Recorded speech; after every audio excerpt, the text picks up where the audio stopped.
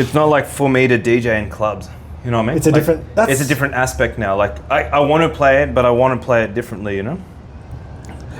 Like So this is kind of like the new chapter for you in a way. Are you introducing this? I think it's me just really trying to connect with it, and then seeing what I can come up with. You know. Allah, love you, Lamani. Such a nice, beautiful mountain. Like I was staying up in like, I don't know if you're familiar with La Paz, but there's Buenos Aires slightly up. Kind of like not past El it's like in the middle. No, middle. Okay. And like just work up, look out the window. Yeah. It's nice. Nice and cold. It wasn't too bad. Nice cold shower in the morning. There was a heater. Yeah, I know. Paulo. Aaron. Buenos dias, how are you? Buenos dias, amigo. Buenos dias. Que. It's funny meeting you in the toilet. Yeah. In Enmore. In Maze. Yeah, and Mexican, here we are in Santa Cruz. No, it's been really nice. Just been traveling around in Cochabamba mainly. Past couple of months I got here, and the first time in Santa Cruz after 10 years. So, wow. Yeah, it's a big change, but still relatively, a big small town, And my family's here, so I got a lot of family here.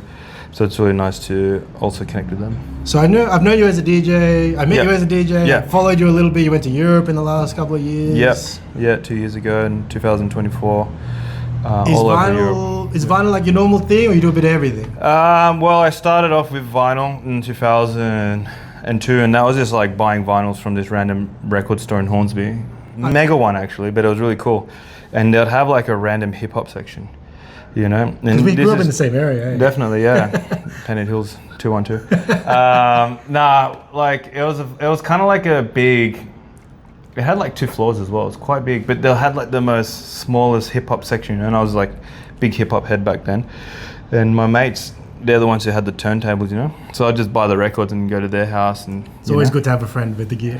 When you have rich friends, It means you can buy more records if you don't have to worry about the cost. But anyway, so then that got me into collecting records, and the first one actually I did buy was NWA straight out of Compton, like an original pressing, Okay. So I've still got that, and it's signed by Ice Cube and Arabian Prince and DJ L and all that, because they came to Oz. Ice Cube was a win because he was doing the promos for the movie NWA, and I had it on me, and like took it out. Took it out, and I was like, fuck. I just need Dr. Dre to sign it, and probably will be worth a bit, but it's not about that. Record collecting, I feel like it's something that you're drawn to. So for me, like, as much of a music, lover I am, I'm also like I like to kind of like document it, have something that's tangible and something that, I can look at and kind of like connect with in a deeper way, like coming from let's say collectors, basically like a collector, but a collector is someone that appreciates the music as well, So I feel like having that kind of sentiment towards music, then it kind of takes you on a journey on its own, and you end up, not just, like I said, little hip hop section, but looking for more. Eventually the hip hop section gets too small for you, right? You outgrow it and you want to... Well, for me it was actually, I liked in the back, they tell you where the samples are from in the credits. So then I was looking for the samples, and then, you a whole world, So hip hop was kind of like the gateway to like so much more music, And I feel like a lot of music, that has that kind of like you're just drawn to, you can go into so many different places, and this is why now I've kind of like come back to my roots, Latin America, South America, because before I was doing a bit more, not mainstream, but like electronic dance music and this and that with a Latin, influence and whatever, but I never really... a bit more dance floor ready? Dance floor ready, but I never really got into like the really traditional stuff, even though I grew up on it, so I was very fortunate to grow up on music like this one here, the Kjarkas, who's like one of the most famous Bolivian Andean band due to a popular sample. Los Kjarkas. Yeah, and so for me, like I remember as a kid listening to this music and playing it on like the samponas and Yeah. and I had family members who actually were a Bolivian Andean band in Australia in the late 80s and 90s, and they used to come over to our house and practice, you know. And then I'll just be sitting there, like I don't really remember, but I remember, you know, I remember the melody, you know, and it's like, so that melody like stayed in my head. Then I remember when it became popular in the I forget the group was called, but it was Lambada. Lambada, Yeah. the Forbidden Dance, you know. And then when that was a big thing in the 90s as well, like I knew that song before. Like I didn't understand a word that they're saying because it's in Portuguese, but I know that I know that melody, you know, because I grew up with this group, and this is the first track. So again, like I think music brings you in different ways because it's like sampling as well, you know, like these Andean people probably were playing that for fucking. They might have heard it from someone down the street. 100%, you know, like generations have probably been passed on, so that they're done do do do do do do, you know, and then the next. This is the minute, time before amplified music. I mean, definitely, not before like Bluetooth and definitely, you maybe know, just the radio, or even before then, you know. and then you know, then a Brazilian band or whatever uses that same melody and creates something more, you know. So I think the power of music is always how can you progress it or how can you change it, have the same, you know, sentiment as well. But this is the first one that I would like to play. Yep. And it is by Los Kjarkas, and the track is called Latin America, which is kind of like a love letter and ode to Latin America, from Mexico to the south, you know, the south of Argentina. And I think this is the year, let's see, 88. 88. That's nice. Lara, yeah. So also I think in the 80s there was like a real like, you know, interest in Andean folkish music, you know. I think in Australia there was a lot of that, which is what I heard from a few friends, you know. And this one is Latino America. Just hold it for 1 sec. We'll play for like 20 seconds. Yeah. And then we'll try and get to the spot. No, you're good. If it misses, you can always bring it back. I'm the DJ. Been doing it for too long. You doing it in the dark? Yeah. Drunk as fuck. No.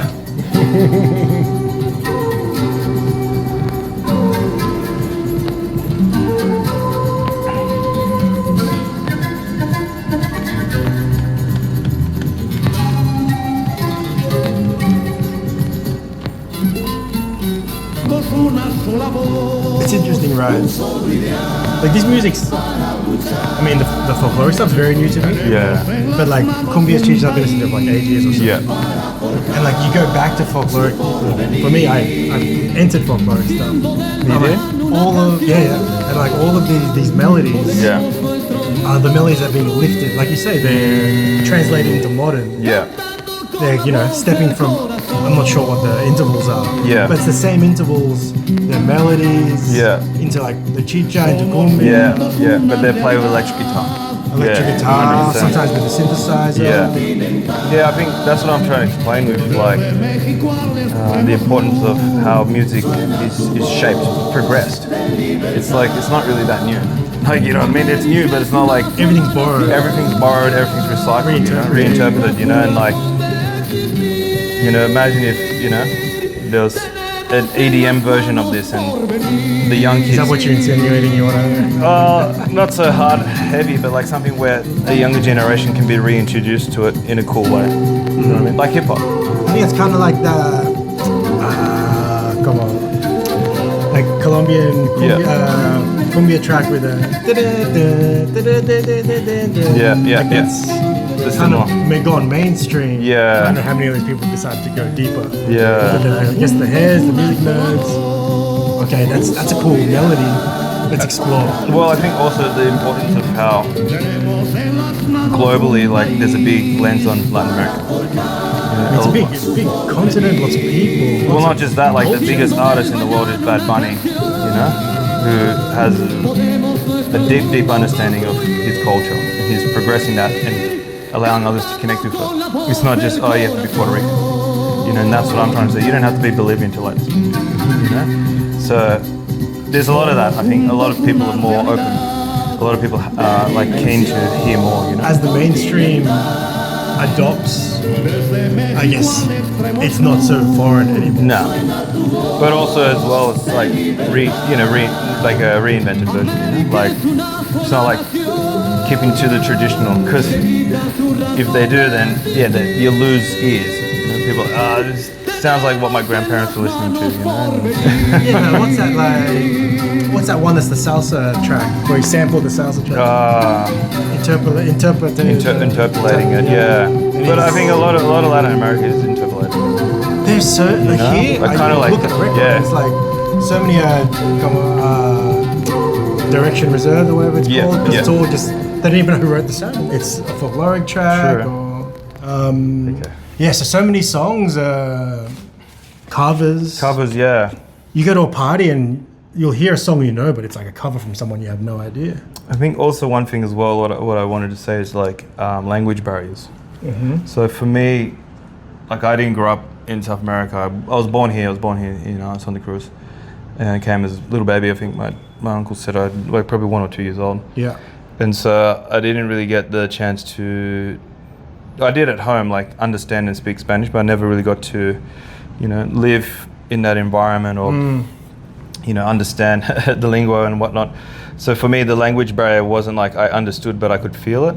So then listening to music artists like this and other artists who speak in like the Quechua dialect, it's even more important for me because I'm like, wow, like I don't understand this, but I can feel this. Yeah. So I think that's what I'm trying to say is like the whole Latin American thing that's good is like a lot of people around the world don't understand it, but they want to understand it because they're connecting it with whatever the rhythm, the ritmos, or the melodies, or the sentiment, or even the the nice looking ladies dancing. I guess you watch the videos and like if it's a Latino that's living here, like you see with the street culture, or if it's in the US, like in the barrios that they live in, like they kind of take that culture with them, right? Definitely.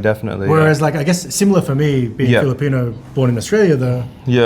You only get that little snippet in your house. Yeah. You step out the door, and it's like a different culture. So that's what you mean by you have a feeling, but it's different from what it is back home, right? Yeah, definitely. But also, like if you don't connect with it, because a lot of younger people, I'm not going to say, like yes or no, but like they're not necessarily that they move overseas and they're kind of like forced into not connecting with their roots and forced into not trying to fit in, right? Yeah, of course they're trying to fit in, but that's in a way it's kind of like counterproductive because they're not fitting in.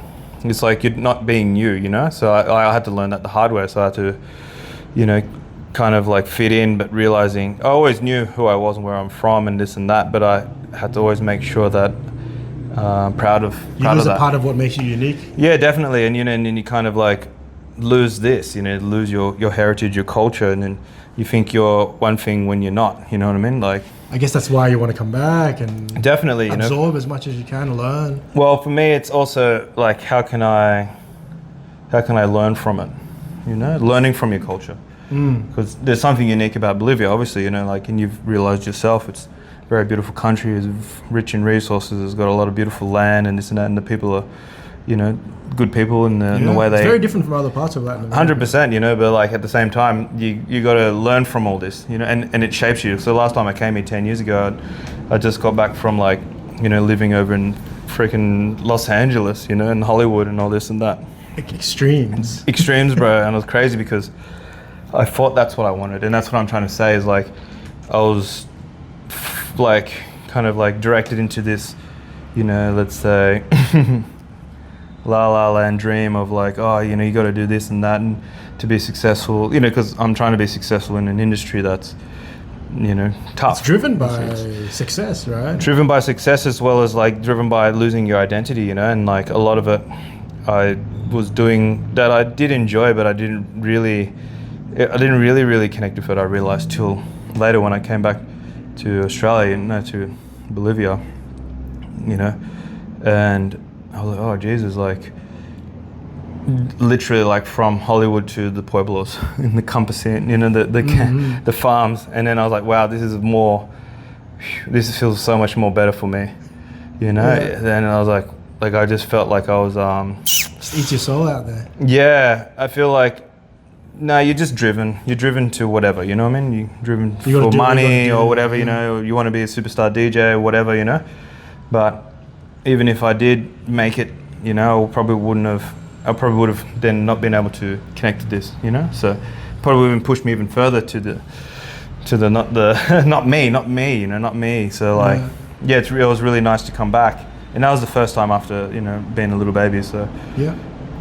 But then at the same time, I didn't connect with this, but I knew of it because my family was involved in the music. Like my uncle had he has a nightclub. One of my uncles has a nightclub, and my other uncle had like a bar, and he was DJ and this and that, and you know, all these records that I saw there. At my grandmother's like farmhouse, like stack. Yeah. And I was like, Jesus, I won't be able to take any of them, you know, too many. But I was looking for them. It's like Brazilian music, Cumbia music, Andean music, you know. So I think Bolivia has this, because it's in the center, has this kind of like 6 borders, 6 countries. Kind of this strange, like, you know, influence from all these other countries, you know, and like, yeah, it's very interesting. That's what made me go, oh wow, this music's actually not just Andean folk music, you know. There's so much more. I didn't dig too deep back then, so yeah, I'm reconnecting with it now, and like, it just blows my mind, you know, of how kind of like progressive all this music is. For like, that was 88. This one is, I'm pretty sure it's like 70. Where's the years? Savia and Andina, pretty much like the other big folklore band, right? One of the other biggest, yeah. And they did actually come to Australia, I think in the 80s. My dad was telling me, and they performed near the Circular Quay, like near the Opera House, you know. This is a crisp looking record, man. Oh no, good quality stuff. I'm very lucky, you know. Like my dad's been helping me search for the stuff. I think it says something like 78 or 79. Can't really see it. Yeah, 78. It's in the description. 21278. So yeah, this group again is folkloric, but I think more instrumentalist, more instrumental. And the track that I'm going to play is a cover of a Baroque pop guitar instrumental track called Classical Gas, and that was like 69 or something like Sweet. that. Yeah. So that's 10 years difference, and this group is, you know, doing progressive Andean music, covering, you know, this American song, and it just, the way it's done, like, I know I've heard this as a kid because I remember, like, again, I knew that Classical Cast song before hearing the original one. I'm like, I must have heard it somewhere, you know? So that's what I'm saying with remembering. You're like, you don't know because you're a kid. You know, what song's this, Dad? You know? As a music person, though, I feel like we're triggered by 100%. Melodies or rhythms. It could be anything, and because or even like a scent or a smell brings you back to the music. That's the best actually. But this one has such a, like, yeah, beautiful tone to it, you know. And we'll get to it. Ooh.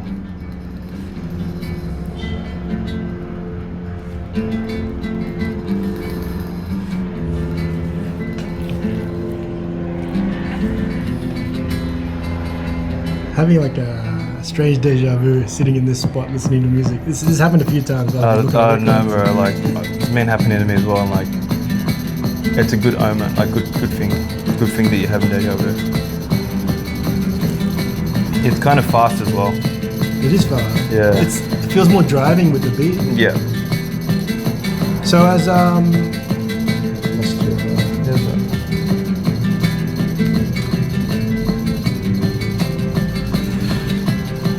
I feel like here, so I've been here for close to probably 4 months over the last 6 months. Yeah. I feel like Bolivians are very connected with Pachamama. They still have their rituals. Yeah. Like when I went to Peru, is it like the first Friday of every month they have this? Yeah, they have it here. The burning, I forget the name of it. It's kind of like the indigenous. Is it cochise or something? I'm not too sure, but it's kind of like the indigenous smoke ceremonies. But like, you know? That doesn't happen in Peru. They're way more. Oh, they don't? Moved away, not everywhere. There are some, but here it's very common. Yeah, I think because you got to remember that Bolivia wasn't a country before it was founded by Simon Bolivar. It was kind of be like the United States of South America. It's going to be the place where everyone can come and be liberated, you know. So it's like the indigenous people that were here, there was like Spaniards and Portuguese and all that who were like enslaving them still, and Africans as well, you know. So these people were enslaved, but they kept their tradition because a lot of them were farmers, you know. They had probably only spoke Quechua as well, you know. They weren't speaking Castellano or whatever. So I think, yeah, they kept that tradition because once they got liberated, they're like, you can practice your, you know, what you're believing. Yeah, the spirituality side of it, I think is Okoa or Choa? Well, I think it's that. Something like that, yeah. But I think that's, and the superstitions and stuff, and the mines and the devils and the this and that. But I think having that gives you, again, a sense of identity. Like leaving, I guess, moving away from here when you're a kid and coming back. Yeah. What's it feel like being connected to like it's very indigenous. The feeling here is very indigenous. The people, the indigenous people from the Andes, indigenous people from the lowlands. What's it feel like for you honoring your heritage and stuff? So for me, I was quite fortunate because my family had connections, kind of like we were connected in like, how would you say, connected through Australian indigenous culture. Okay. So we always had indigenous art. We, you know, had family that were living in Redfern. They still do, you know, since I was a little kid. So I was always visiting those areas and seeing how it is, you know, and the understanding of respecting the people and the true custodians of Australia, you know, the people who really are from that land. So knowing that made me feel proud about me being indigenous or having indigenous heritage in South America and Bolivia versus like a lot of countries that whitewash that, you know, and it's probably there, but they're no, you know, so they're ashamed. So if you're ashamed of who you truly are, then you can't really connect with what you're really about. Mm-hmm. So like, again, having the it all indigenous, becomes convoluted. Yeah, you lose yourself. Yeah. So having that connection with indigenous First Nations people and the respect, you know, for them, then was able for me to, when I did come back to Bolivia, is like when I met my grandmother for the first time, you know, like how much I adored her because I could see her indigenous roots, but she did, you know, mestiza, she had the Spanish roots as well, you know what I mean? But she lived very simple and all that. Versus if I was not, you know, in touch with that side of, you know, my heritage, probably would have felt ashamed. Mm-hmm. Ashamed of my grandma. Oh, my grandma, like, Indígena. Oh, no way, man. I was like, fuck yeah. Like, indigenous, beautiful, you know? I mean, there's so much history that you can learn. Oh, a lot, you know, and speaking to me in Quechua, and she was probably like about 4 foot something. I'm 6 foot double, 2 nearly. Really double. So it was an odd picture, but yeah, again, like, like those are the things I think, again, shaped me to now, like, to where I am and having even more of an appreciation and understanding of, you know, the culture, not my culture, but it's the culture, you know. I can't really claim it, you know, because I'm learning it. Yeah. So it's the culture from where I'm from. It's not like about claiming the culture. I think the culture claims you, right? Yeah, most of the times, you know, like the food, you know, that's like, the gateway. That's the gateway. You're like, yeah, I'm definitely from here. I love all this food, you know. So even here in Santa Cruz, they eat more like plantain and other, you know, assorted stuff with their plates versus in Cochabamba, it's like very meat, you know, heavy and all that. And I like this food way more here, you know. And I think that growing up with that at home, you know, and yeah, the like I said, the smell or the taste, you know, you eat one nice thing, oh man, you feel happy.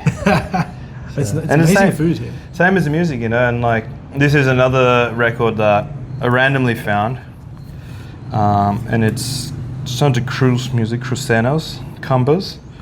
And the reason why I got it is because it has my last name, but has another first name, Pedro.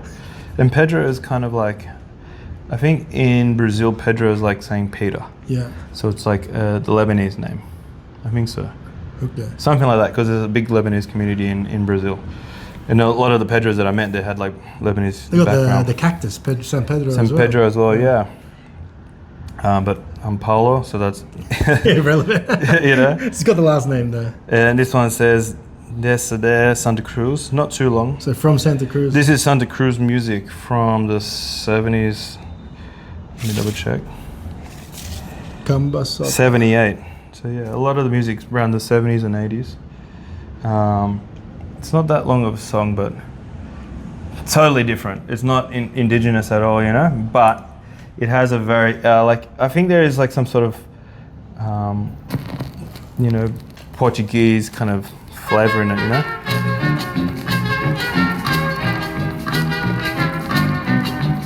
It's got that bit of a waltz feel. It's interesting. Like forró. It's interesting that the music from, there's lots of vowels, waltz, vowels, waltz. Well, The way I guess the Spanish, it's the German influence, right? yeah, the Eurocentric. In the folkloric, it's not quite folkloric, but it's Euro influenced folkloric music. And you see the way they dance to this music, and it's similar. It's European. Yeah, with the big dresses and the waltzing, the Quakers. Yeah. There was a carnival, the Santa Cruz last weekend I went to. My cousin's involved in that. She's part of the Corporales, and she does a lot of dancing. And anyways, you know, it's a small city, small town, you know, and people are there having a good time. And I'm like, their music is actually really good, you know? And it's just singing about Santa Cruz or whatever. And then at the end, there's a lot of bandas, and it was very like Brazilian percussion type rhythm. Yeah, and I was like, oh shit, this is like pretty much Brazilian music, you know? Minus the samba dances. So it was really cool. You get like a marching kind of band with everyone's got their there's probably like 20 drummers there. But I think in the Andean stuff, it's very like doom, doom, doom, and with a lot of horns. There's a lot of horns actually. Similar, not four on the floor, but one on the floor. Yeah, one to the floor for sure. But like a lot of like, I feel like a lot of horn-driven music in Bolivia. Orchestras. On the lowlands. Yeah, orchestras or whatever, which we got later. But yeah, the Cumbia, says there, Cumbia Soto.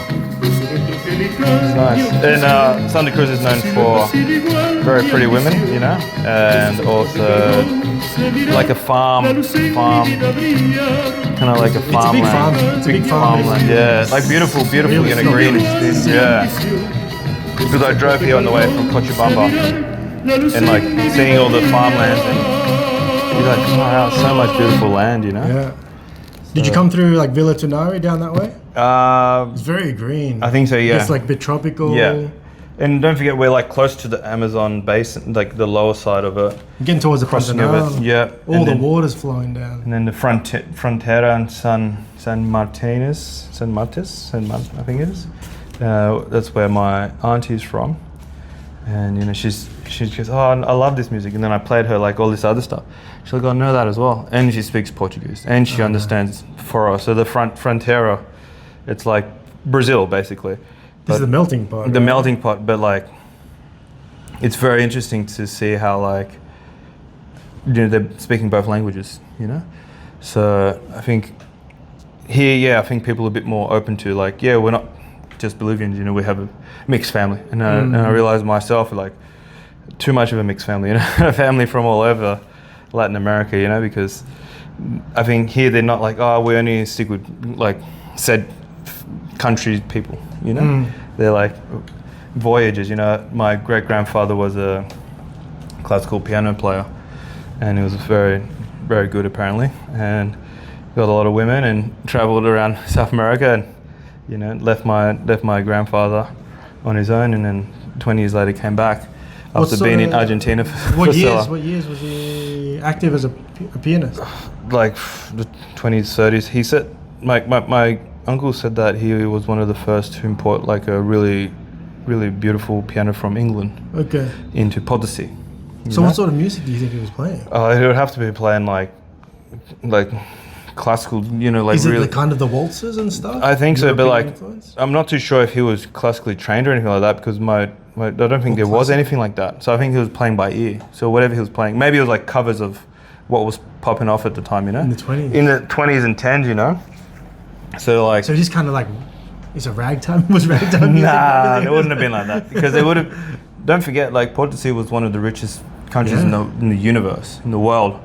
With the resources of the gold and this and that, you know? Pillaged. So like, pillaged, but we don't want to talk about that, you know? Because the people still there, they didn't lose that importance of who they are, you know? They weren't like, oh, we don't have any money, we're no one, we're nothing, you know? Like, it's rich in culture, it's rich in history. And I feel like, growing up in those times, it probably would have been very tough, you know? So to be a musician probably would have been unheard of, you know? So it just loved music like I do, and it's really nice that I got to hear that story from my uncle, because then I was like, oh shit, okay, then must be my blood, you know?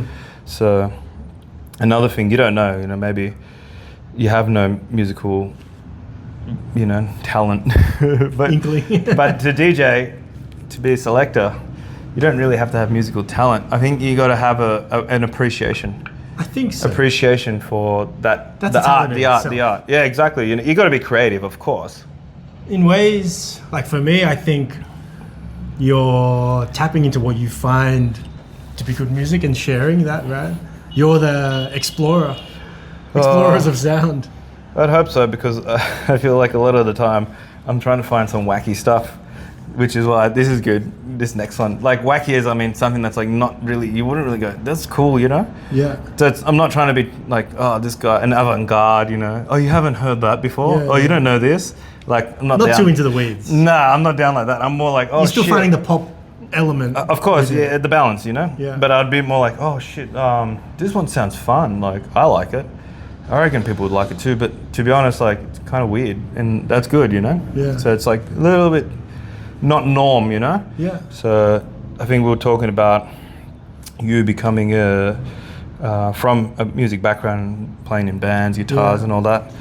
We were talking earlier, you know, and it was really nice to hear that you still are continuing that you know, that kind of like passion you have for music in a different, you know, in a different medium. Different aspect. Exactly. So I guess it's like, if it's something that you really enjoy, then it shouldn't be a chore, and it shouldn't be something that you have to do. It's something that you will do, you know? So DJing for like 20 years now, it's not ever to me, it's like, I have to DJ. If I don't DJ, oh my God, I'm gonna, you know, I'm gonna lose my mind. No, I'm like, I've, you know, been fortunate enough to have a steady career as a DJ for the past 20 years in so many different fields as well.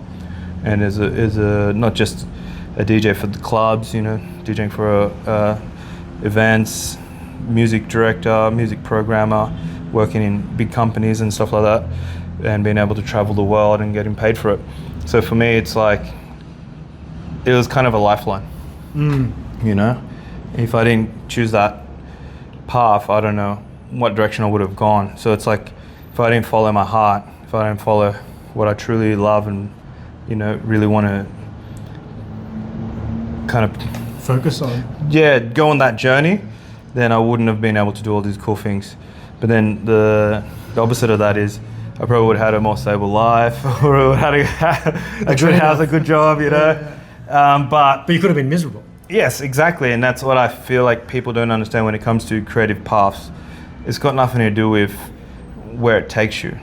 It's more so to do what you get to experience from that, you know. And being able to travel the world, you get to see so many things and meet so many people and experience so many things that it shapes you in a way that you couldn't do that working in a 9-to-5 job. Sitting at a desk. No. You know, so... It's the hamster wheel. It's the hamster wheel, but at the same time, it's not that easy. And yeah, I'm very grateful and fortunate to have gone on that journey and having a supportive group of friends that we have back in Sydney, you know, and also all over the world, and my family, and, you know, coming back here, like you're still doing your music? My dad's so funny. He's like, how's your hobby going? And I'm like, good, Dad. I'm still doing it. That's the beauty of it though, right? Like, if you can call it a hobby and get paid. Yeah, 100%, you know, and I think if your parents understand a lot of parents don't, but if your parents understand that they can't change you or that's something that's you, then they shouldn't necessarily like make it like, oh, when are you gonna, you know, make something out of it? Yeah. You know, that's the journey. It's more so like, oh, that's good that you're still doing it. Yeah. You know, that's all. You kept to it. You kept to it, you know, like, you're like, yeah, well, I'm just, you know, just got back from traveling Europe and stuff, you know, no biggie, you know, so, but that's for you, you know, and it's not necessarily like, they go into their family friends. It's like, yeah, my son DJ tours the world. You know, he's a really cool dude. Has lots of followers on Instagram apparently. But everyone's different, you know. Yeah. But for me, it's the focus on bringing music to share with friends or people that I've never met in my life, you know, and for them to dance. Yeah. So like my thing is, I love dancing. You know, I'm not the best dancer, but I love to see people dance. So music is that catalyst, you know, that the way I can connect to. And this group, so this is like Bolivian 1, 2, 3, 4, 5, 6, 7. A 7. What would be a 7 group? Septet? Yeah, something like that. And they all dress nice and, you know. Dapper. Very dapper. Very dapper. But the music not so dapper. I think the music's quite, how would you say, like raunchy. A couple of EPs. Yeah. Look at the back version. The back as well. They're a bit more chill there. They're like party mode there. And this was a good one because my dad actually knew the lead singer. But I got this one first. And the reason, again, this is what I mean when I find things that are a bit, not weird, but a bit, you know, funny. To me, it's like, oh, this is pretty funny. Like, so it's called Hot Rap. Super Éxitos. They're rap caliente and bailable. So early 90s, 91. Amazing font up here. Like all this stuff, you know, the fire. It's got to be fire. And the reason why I got it is because it said Tum Tum, and I thought it was that song to Pum Pum, which is by El General, you know, and also Rico and Suave. He was the one of the first Latin hip hop artists. These are all in hits America. Yeah, I know, right? And then Cumbia rap. How could you not get Cumbia rap, you know? And Muévelo, that one. Yeah, all of these tracks are. And it has like a reggae, has like ragamuffin type stuff. El General. Well, that was kind of the time, right? The Caribbean reggae. Yeah, everything. Into reggaeton. But like again, like this is the stuff. It's much closer. I didn't grow up on it, so like I heard later, and I'm like, oh shit. But then this track here, Sos Chiquita, is this track from the group, the Tigres, the Bolivian band. Tigres. And it's Sos Chiquito, El Pum Pum. But I thought that was like a copy of El Tum Tum. You'll hear similarities like El Tum Tum, mommy, you know? But it's like, it's literally Latin rap. It is. It's Latin rap. So like my thing, like I said, hip hop, you know? So this blew my mind actually. And I was like, this song's sick. If I play this, like people will dance, you know? And it's even better because it's Bolivian. So like, it's a win-win.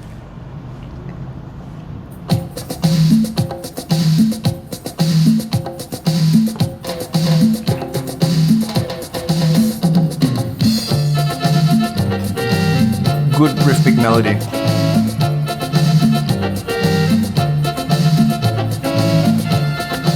I feel like it's a lot of guys to be playing this music. Yeah. The electric drum, you got your little... Yeah, this is highly danceable, I reckon. A little bit sped up, I reckon. Yeah. If I put like a good, you know, 4-to-the-floor beat to it, you know, beef it up a little bit, I reckon it could be a good crossover vibe. How are we with time? We good? Whatever, man. Yeah?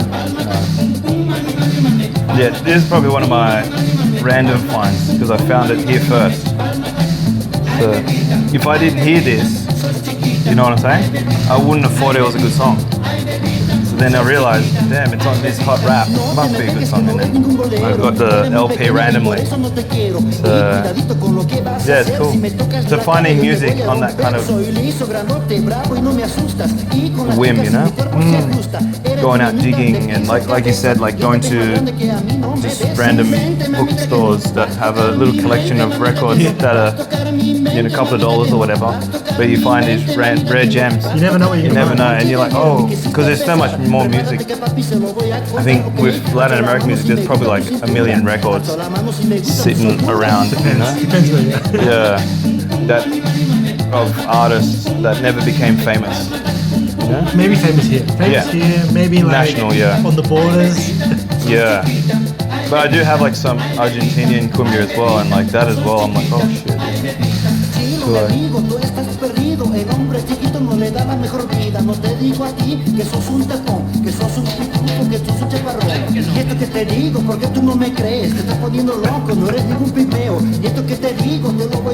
It sounds quite like awkward rapping. Yeah. It's like Sugar Hill Gang, I guess. It's that era, right? Yeah. The flow was very choppy. Yeah. Yeah. But the melody, you know, the chorus is. I don't know what BPM it would be, but it would be around the 120, I reckon. Right now? Or yeah. A good melody, a good BPM. Good BPM.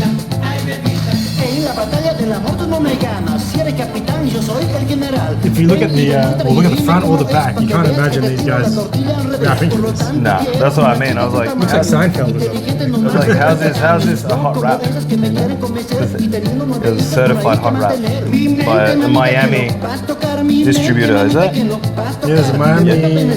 I wonder who did this first. Maybe it's all over South America and these are just the local. Yeah. No, this is definitely the original.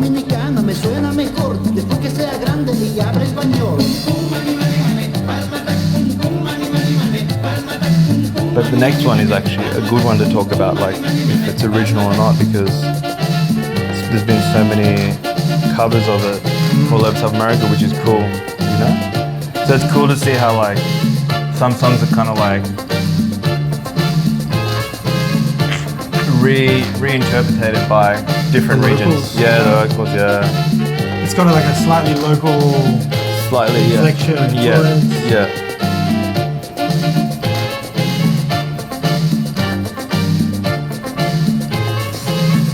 Like you can hear that sort of like tropical Caribbean feel. There's a lot of this one is one of the other tracks, Soca Dance. You know? That's with guitar. Yeah. Do like a merengue sound songs as well. So not just cumbia.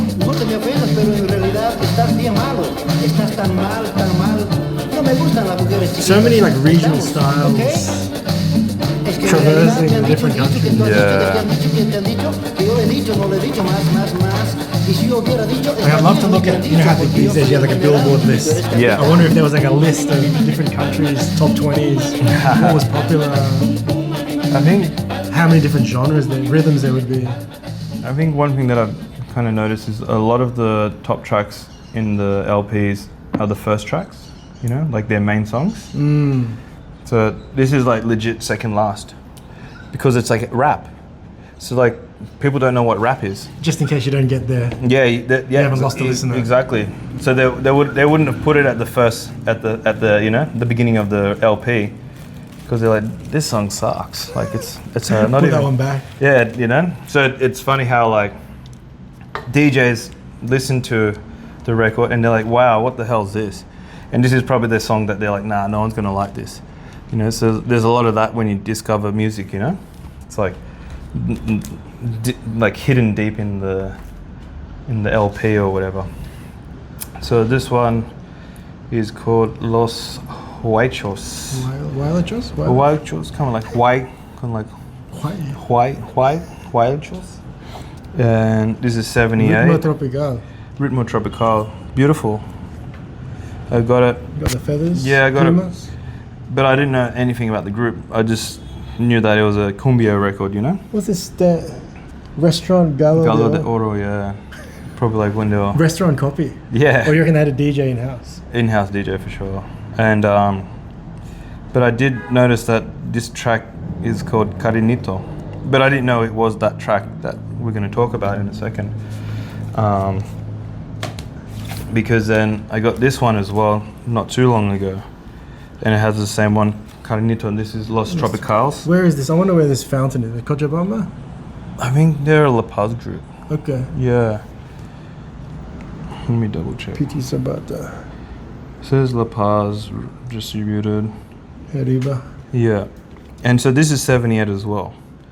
So then they reckon that Cariñito, the original one, was released, the one in Peru, is like the more Andean one, the white, it's like Andean music style. But Peruvians have a way different, Slightly different wine, their music's in love. So much different. But then yeah, that one was sung from a lady, I forget who the lady was. And then the group, the Chicha group, who's the Chicha group that redid it? I forget right now. Yeah.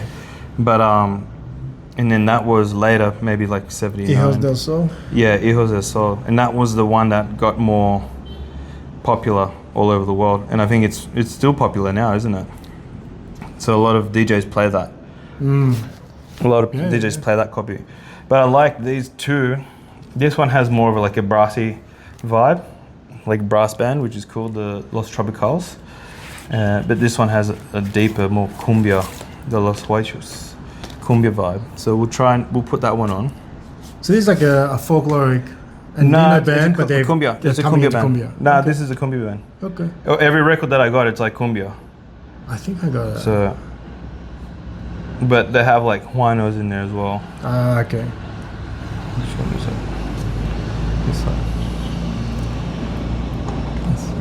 This is 1, 2, 4, I think. Yeah.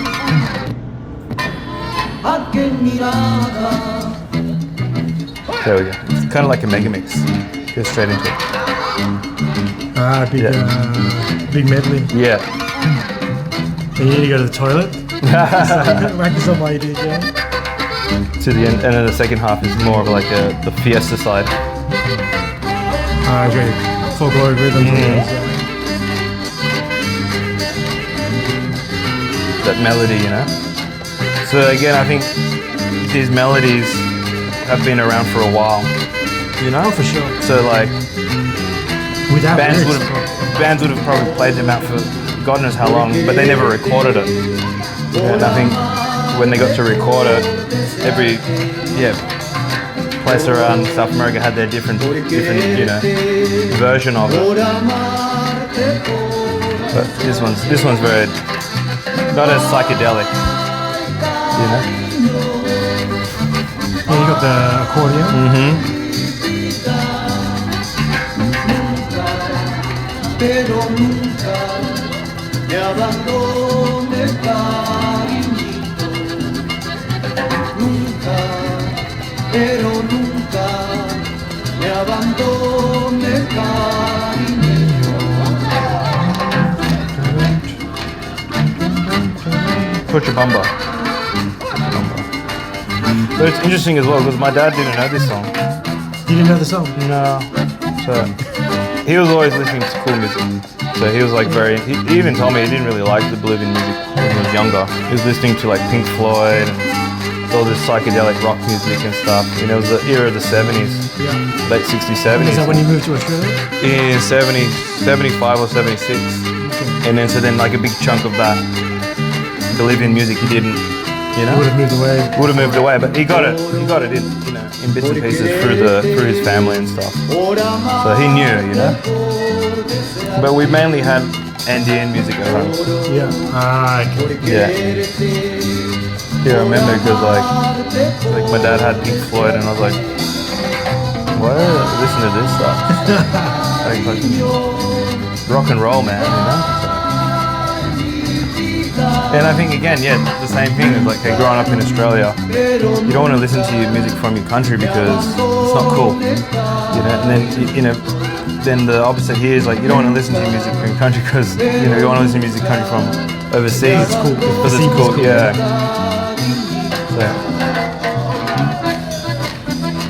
So, nice melody, yeah. What are we blending into? What's the next track? The next track, we should play that. Amor con amor se paga. There's love with love. You pay or you give. There's paga or paying for love with love? Yeah, I think so. That's cool. That's a cool transition. Yeah.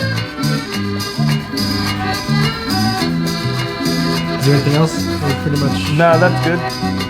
So that's a style that was going on in the late 70s. And then that song Cariñito is probably like the biggest song. I mean, Dua Lipa was singing it in Peru. Oh, that's right. You told me. Nice. How good was it? I don't know if she did a good job. I think she's just paying homage to the local hits. And we got one more. I don't have the cover for this because it's actually like, oh, look how fucking scratched it is. And I might even have the cover. So so it's called the Orquesta Espectaculo, Philips Brass. And they're on the Bolivian, I think like 10 people group or something like that. It was a big, big ensemble. Big ensemble, and my father was fortunate enough to be friends with them and work alongside them when he was younger. And he played, he gave this to me because I was just telling him how I want to find all these records. And I was playing it and stuff, and I was like, wow, this is such a beautiful mix of so many different genres. There's huaynos, cuecas, taquirias, cumbia, salsa, and gorai, I think. But I want to play, I think it's Playa El Sol. And it's got like a kind of like, I feel it's like a hippie 70s kind of rock vibe, Nice, the beat. Okay. Yeah.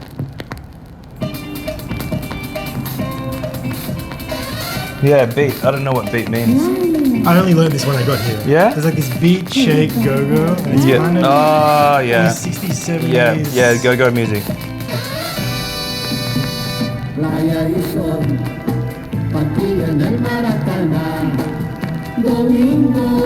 Do you know what the cover looks like for this? Nah, it'd probably be like the same as the Tigres, like all them bunched up together. I've got a couple of them. Yeah, you do? Oh, wow. Okay. You got like more of the records. The Philip Brass. I think I got two. Sweet.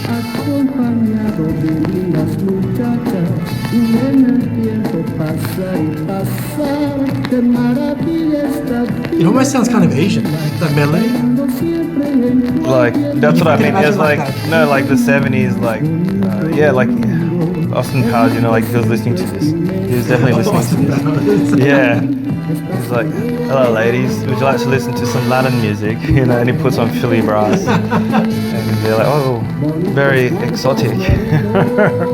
It's almost like soul as well. Yeah, that has nice guitar riffs in it. You hear it. And the horn stabs, Yeah. You can listen to this. That's what I'm saying. Like, and it's still like catchy. You're like, oh, this is sick. If you showed this to your parents, they'll probably be like, oh, this brings me back. Here the Santana. Yeah, shredding it. That's why I really like this one. Stood out of all of them. A lot of the tracks actually are great. Even a lot of the records that I do have, they have so many different genres within them.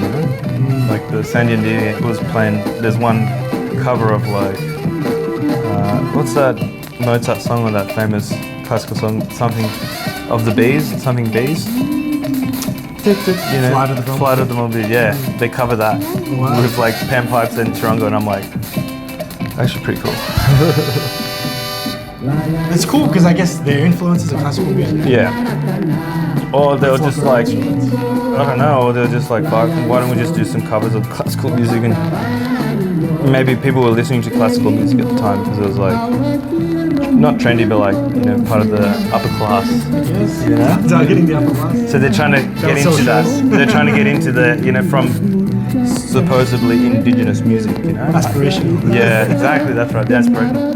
then they're like, oh, the upper class people are listening to indigenous music, you know, so stuff like that. That's the power of music. Yeah, well, that's the power of music, you know. It's like there is no class, there's no race, it's for everybody. There's no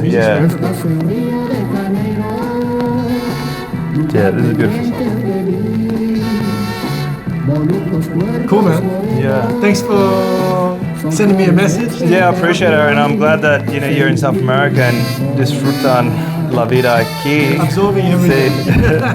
The weather's beautiful out here in Santa Cruz. A little bit too hot for me, but me too. At the moment. But I'm very fortunate and grateful. I got my family out here, so it feels good to reconnect with them and seeing that they're doing well and everything like that, as well as them appreciating me and my love for music and reconnecting. Yeah, my auntie actually gave me a few records the other day when I went over to her house. Nice. And I was like, "Are you sure?" And she's like, "Yeah, take it." And I was like, "Cool." More music for me to listen to. But yeah, that's a handful of records that I've been fortunate enough to, find here in South America and Bolivia. But I'm going to be looking for some more stuff, and hopefully, I'll find some cool stuff and share it with everyone. Cool. Awesome. Muchas gracias. De nada, amigo. Nos vemos. Sí. Nos vemos en Australia. In Australia for sure.